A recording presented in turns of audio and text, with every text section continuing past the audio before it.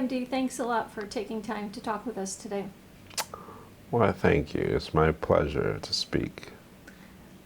I wanted to let people know a little bit more about you and how you got involved with your community cares. It's a very good question. How did I get involved with your community cares?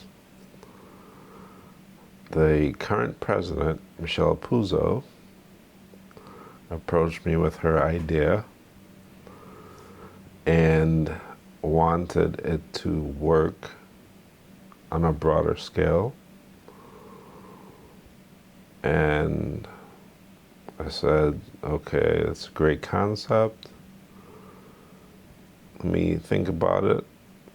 And I went into production inventor mode. And that's how I came up with the logistics for it. Excuse me. With my, at the time, it was our web developer. And we...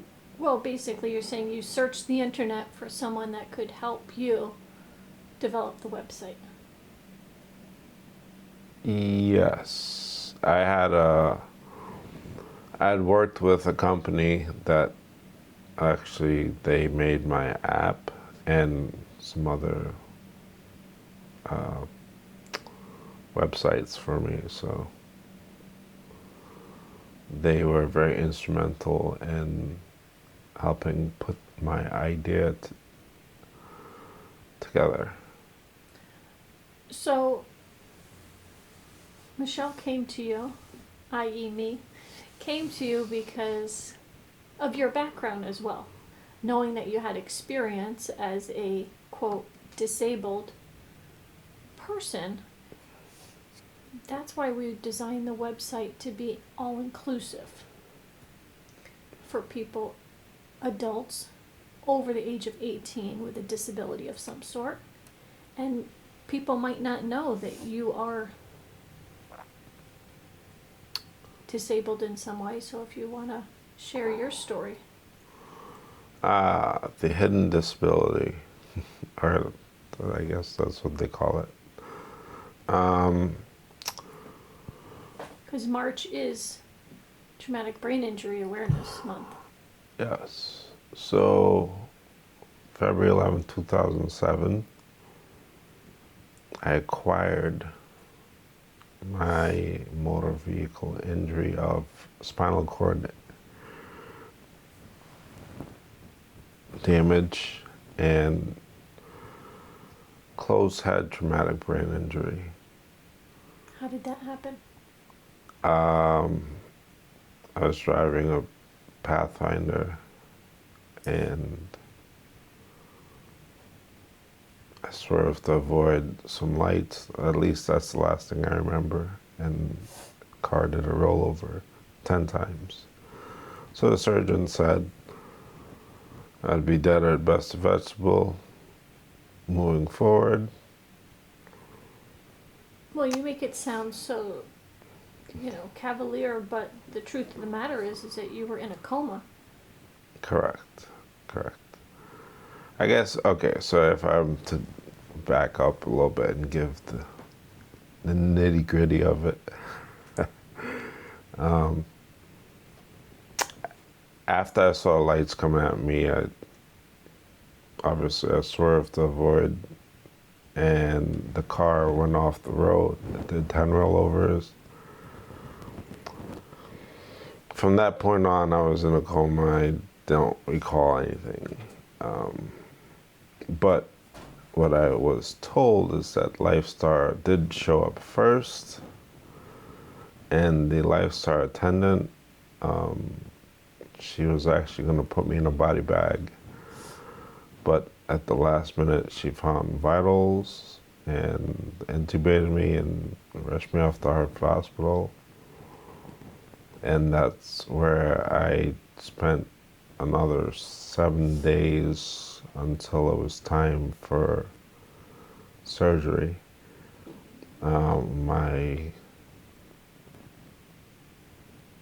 temperature I had a fever, hypothermia, and once that broke, I was able to get surgery performed on me. But even at the time, I was in the lowest level of a coma. So your surgeons, do you think they're there today, still at Hartford Hospital?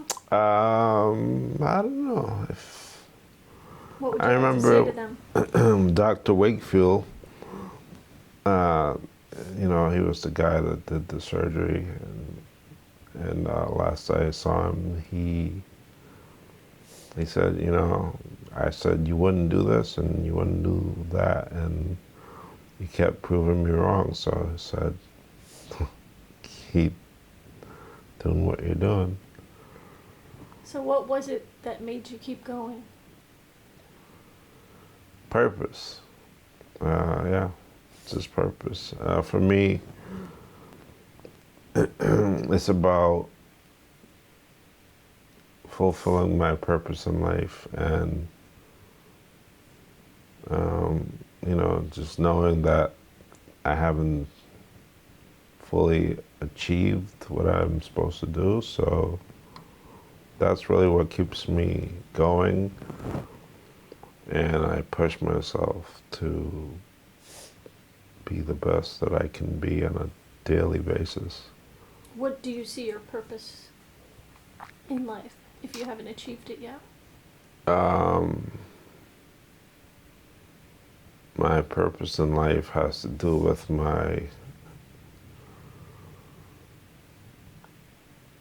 in college I had a double major, and one of my individualized major is eternal optimism, which is basically the study of the human nature pattern, but in layman's terms, really about understanding to own your happiness and having that realized in the academic world, and for future generations, current generations, and other people. That's important for them to understand about themselves and other people as well. So that, to me, that's one of my main purposes. I also believe that I have quite the ability to make things. Funny story, kind of like Iron Man, the engineer. So that's why when I was approached about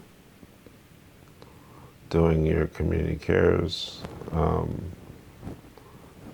automatically I saw the bigger picture of how it would help everyone, whether you're able-bodied or disabled. I mean, technically, everybody needs somebody. So that was something that I saw on a bigger picture scale being, relevant for not just one group of people or one state, but relevant globally. So during your time of recovery, who was helping you? You were a Hoyer lift, you couldn't, you had multiple surgeries, you were in the hospital for weeks, months, rehab, months. Correct. Wheelchair. Yeah. You learned how to walk again. Yeah, well, once a man, twice a child, that's the saying. Well, I definitely did that. It was predominantly my father and mother that assisted me during that process. They were my circle, that helped me in the recovery phase, whether it was, I mean, things such as suctioning or, making sure that I was turned so I didn't get bed sores, or even advocating for me because I was never trached. I do have scar on my neck, but that's from my surgery because of, at the time, the way how the surgeon had to go in to fuse my spine was rather a unique process. So any of the things that you did during that time, do you still do today? Do you remember any of the things that your mom... yeah, there's lots of things that I still do today. I mean, to try to get back to being able-bodied as best possible. Whether it's manual things, like I try to work out every day, a couple times a day sometimes.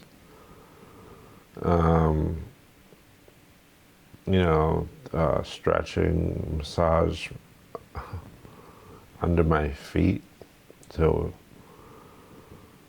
awaken my nerves. I even have apps on my phone for brain games. I Duolingo to learn Spanish. So also there's like, when I was going through rehabilitation, in my early days, I had vision impairment, which means that my muscles had atrophied from obviously not being used. So I was seeing double, and at first I started using sunglasses to like just have, one picture in front of me when I was seeing things. And then I learned different therapy exercises to do, so that would fix my my tracking muscles in my eyes. And I still do that, daily. I incorporate that into my shower process. So there's lots of little intangibles that I do on a daily basis that help me to function as a quote unquote normal person. Do you ever feel that people look at you different, or people might be wondering when they see you with a cane? Do people ask you any questions? Sometimes it all depends, oddly enough, sometimes people see it and I guess it's like a burning question. It's like, and then they get around to it and they say, I hope I'm not being offensive or anything. And it's never offensive to me, but I guess to some people it is.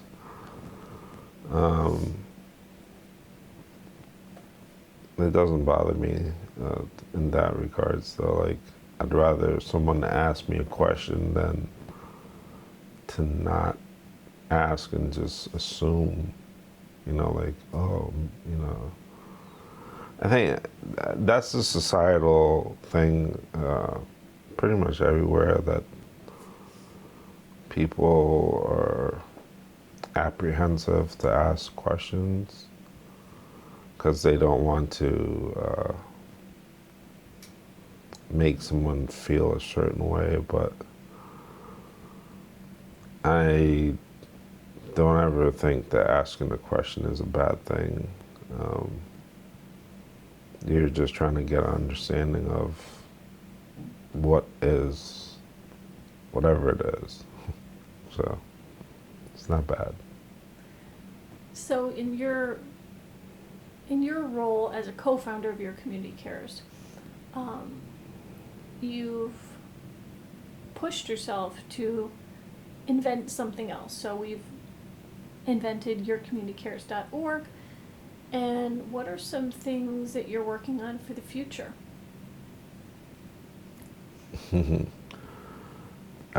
First, I'd have to have you sign a non-disclosure agreement to discuss some of this. Generally. Okay, in the general sense. Just kidding, it was a bad joke. I'm known for those. Some say dad jokes. Yeah, that too. And we can actually first, why don't we talk about your probably happiest moment is when you get to see your daughter, and that's probably your... Yes, that's one of my greatest, if you want to call it, inventions ever. I had a daughter after my injury. I was engaged, but this is all part of the process for people that, they go through injuries. Life becomes challenging for not just them, but for people around them. So it's definitely, it's not a bad thing. It just helps you as a person to grow. And moving forward in that growth process, I had a daughter, and there were things that I couldn't do with her because I wasn't physically capable at the time, but my father was my arms and legs. So he was able to, lift her up, change her, whatever else. And as time moved on, I was able to gradually do some of those things, like feed her. And I always believed it's more important to help empower somebody how to think or how to do whatever than to teach them what to do. Because you're not always going to be there to guide them and push them in a direction. So you want to teach them the process of thinking, and let them be able to make the choice and decision on their own accord. So. And is she able to do that? She has mastered that at a young age, and she's a better version of me. And she's well beyond her years.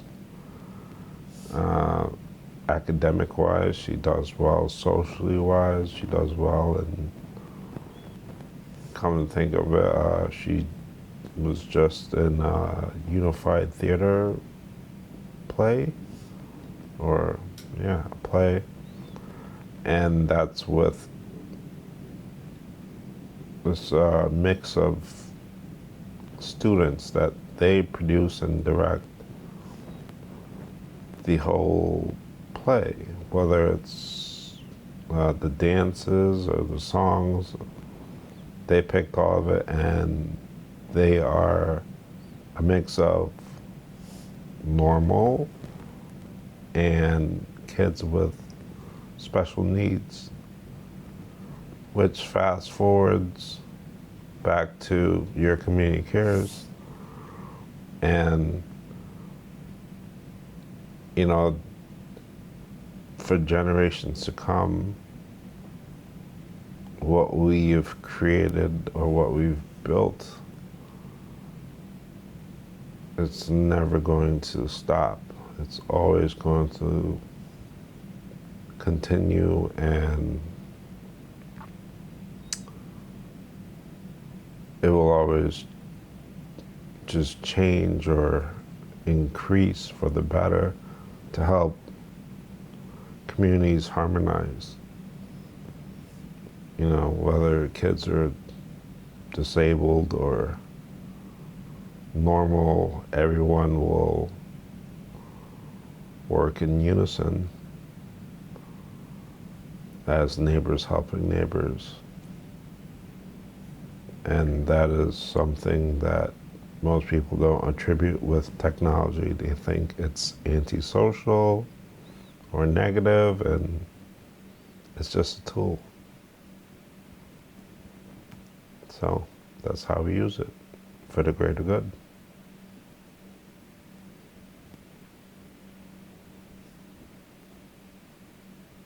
I know that you believe that there is no bad child, right? Correct.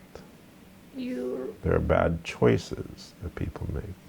You went to University of Connecticut. You studied in Sociology and my individualized major, and then, which is eternal optimism. And after that, directly after, I went on to get my master's degree in education. And in that process, I passed the praxis. I became a certified public school teacher. And I did some work or internships with both urban and suburban school environments. And just before my injury, I had finished my probationary period to become a teacher at the Connecticut Juvenile Training School. And I didn't get to start day one because of my injury.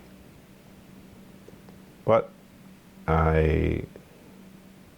in the process of my recovery, I did a lot of my teaching, if you will, through social media. When I made my own Facebook page of Eternal Optimism and other affiliated pages under that, such as Don't Waste Energy, Book Readers,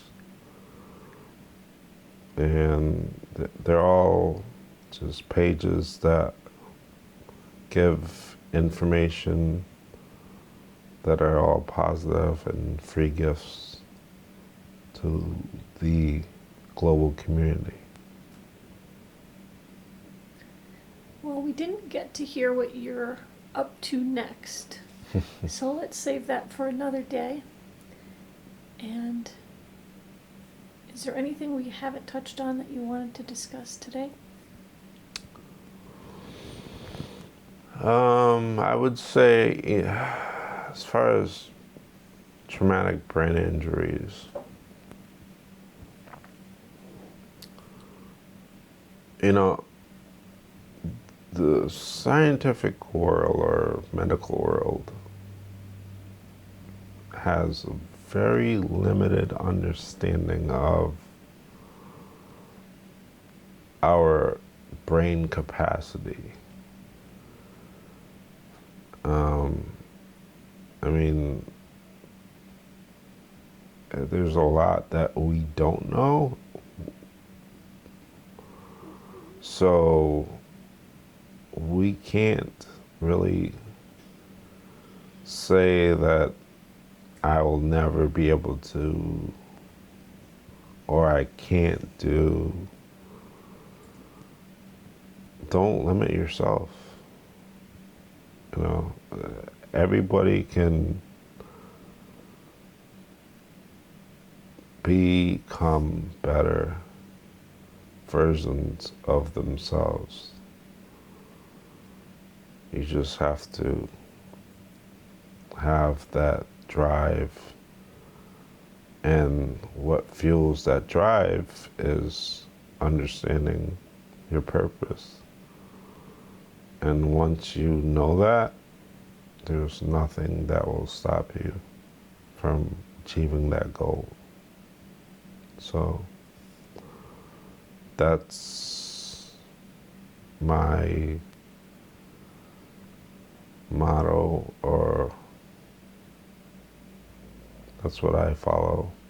And I just think the world would be a better place if other people did the same. Well, your positive energy and positive outlook on life are truly inspiring, and I am grateful for your time and dedication over the last 3 years to your community cares, and we wish you the best for the future. Appreciate it. Thank you.